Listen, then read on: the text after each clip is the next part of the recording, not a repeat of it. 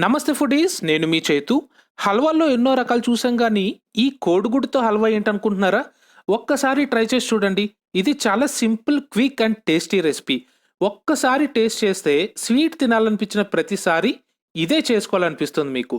ఇంతకీ మీరు ఈ ఛానల్ ఫస్ట్ టైం చూస్తుంటే తప్పకుండా సబ్స్క్రైబ్ చేసి బెల్ ఐకాన్ ప్రెస్ చేయండి. సో నేను అప్లోడ్ చేసే వండర్ఫుల్ రెసిపీస్ అన్ని మీకు వచ్చేస్తే నోటిఫికేషన్ మిస్ అవ్వకుండా. ముందుగా కడాయి సిమ్లో పెట్టుకుని అందులో ఒక చిన్న గ్లాస్ పాలు వేసుకోండి. అలాగే మనం ఒక 2 గుడ్లని మిక్సీ జార్లో బ్లెండ్ చేసుకోవాలి. చేత్తో బీట్ చేసుకోవడం కన్నా మిక్సీలో అయితే మనకి గుడ్లు చాలా బాగా బ్లెండ్ అవుతాయి. చూసారు కదా, ఇలా 2 గుడ్లని మనం ఒక్క నిమిషం తిప్పుకుంటే సరిపోతుంది, చాలా బాగా బ్లెండ్ అయిపోతాయి.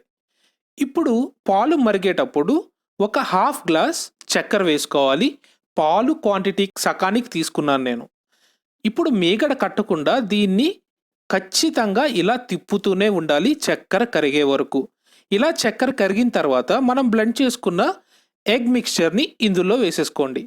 ఒక్క నిమిషానికి ఇది పొంగొస్తుంది అనగా మళ్ళీ స్పూన్తో కలుపుతూనే ఉండాలి.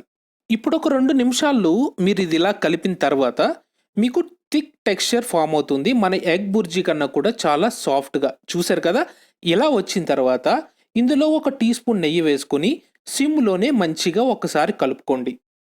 ఆ నెయ్యి కొంచెం లాగిన తర్వాత ఇంకొక టీ స్పూన్ నెయ్యి, ఇలా ఒక 3 సార్లు మీరు నెయ్యి వేసుకుని ఆ నెయ్యిని ఈ హల్వా బాగా లాగే వరకు ఉంచాలి. ఇప్పుడు స్టవ్ ఆఫ్ చేసుకుని దానిపైన ఇలాచీ పౌడర్ చల్లుకుని కలుపుకున్నారంటే మీకు స్వీట్ రెడీ అయిపోతుంది సర్వ్ చేయడానికి.